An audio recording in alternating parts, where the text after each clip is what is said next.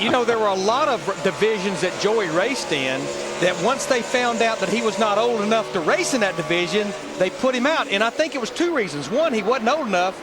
Two, the older guys didn't like him beating their tail on race day. So and that happened especially in the Legends divisions down around Atlanta Motor Speedway.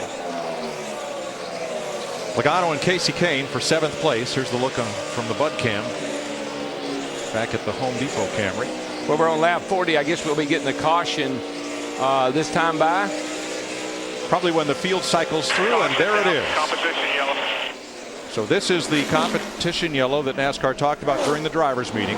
Because of all the rain that has fallen, and because these cars were set up to race from daytime into night, NASCAR said we'll throw a caution, give you a chance to make adjustments, and here it is. And Darrell, you mentioned it. There's some guys that really were looking forward to that caution, like Kevin Harvick, who had the problem earlier, Michael Waltrip, and Dale Earnhardt Jr., who made that stop.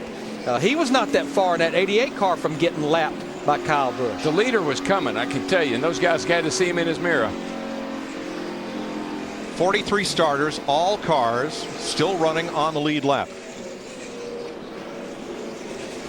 Now, I think we will see probably all 43 of them on pit road, but I think we will see a variety of strategies. We know they're all going to put fuel, and probably most of them are going to go with at least right side tires. Now, pit road is not yet open, but Kevin Harvick, whose car is still suffering damage from 2 bouts with the turn 1 wall, is already on pit road. He'll have to start tail end of the longest line after they make repairs. I just believe Jeff Gordon, that 24 car, even though he had fallen in about the top 15 back in 14th, I think he's another one very relieved to get this caution flag.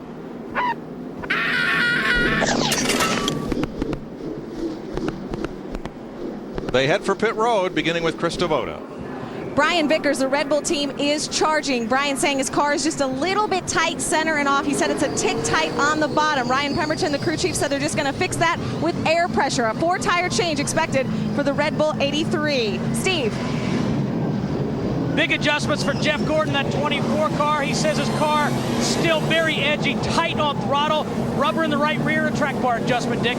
Kyle Busch turned his gauges off, then turned them back on again, rebooting them. That solved the electrical problem. Matt. The pole sitter Ryan Newmanson's car was extremely tight. He gave the call to Tony Gibson, his crew chief, whether to go 2 tires or 4. They went 4, track bar adjustment, significant air pressure change as well to try to free him up. Well, the guy that rolled the dice, we just talked about that car a while ago, Chad Knaus, that 48 car went with 2 right side tires only. And Greg Biffle had been in earlier. He picks up 15 spots on pit road. Here's the race off pit road.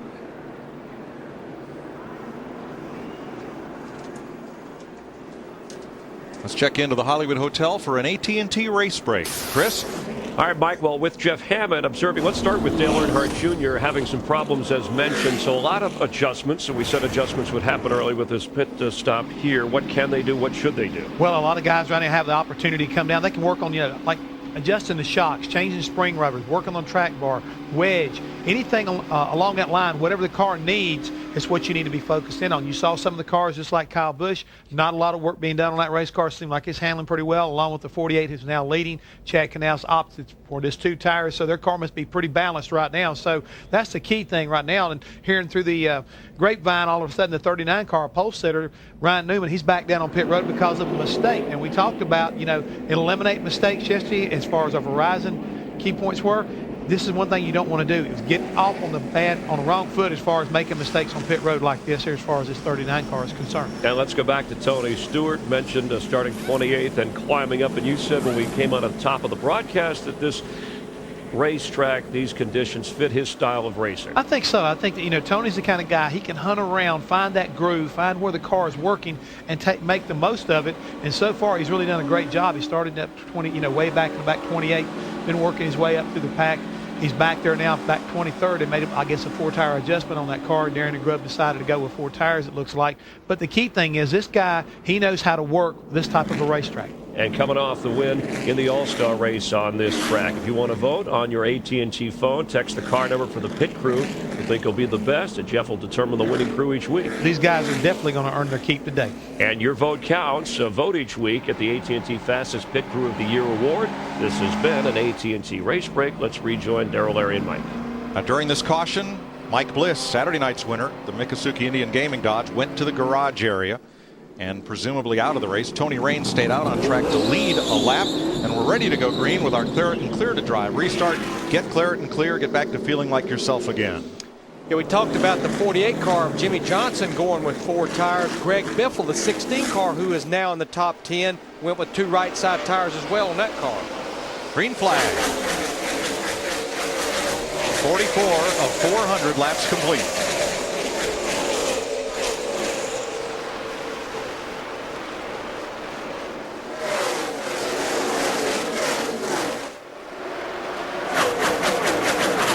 And you know, this is also a good part of the race to do a little bit of science projects. Try 2 right side tires. Well, they were 4 wide, Larry. Bill Elliott in the 21 got caught. He was either the meat or the cheese in the middle of that sandwich. Right down the back straightaway, backed out of it, but Tony Stewart, he is coming to the front. He was the rock between 2 hard places. I can tell you, this guy, they just fan out down this back right here. Look at back here. There's Bill. Elliott Sadler squeezing up on the outside. Comes Tony to the bottom. It's Scott Speed in the silver car. 4 abreast down toward turn 3. And they all made it. Steve. Mike, pretty big adjustments to Tony Stewart's 14 car, as Jeff Hammond referenced. They made a track bar adjustment. They took a spring rubber out of the left rear. They also made an air pressure adjustment. Tony said, I didn't want to do that much, but guys, let's do it. I'd rather do it now instead of later. There you go. You can always put it back, but you don't want to wait too late in the race and get too far behind by making that many adjustments on a pit stop. I think that's where the driver has to trust the crew, that they know better than he does. He might give them good feedback, but he needs to let them make the decision of what to do.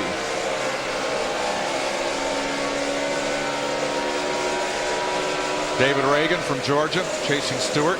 And up front, Jimmy Johnson has company. Kyle Busch, a former teammate, and Mark Martin, who took over the ride vacated by Busch when he went to Joe Gibbs Racing.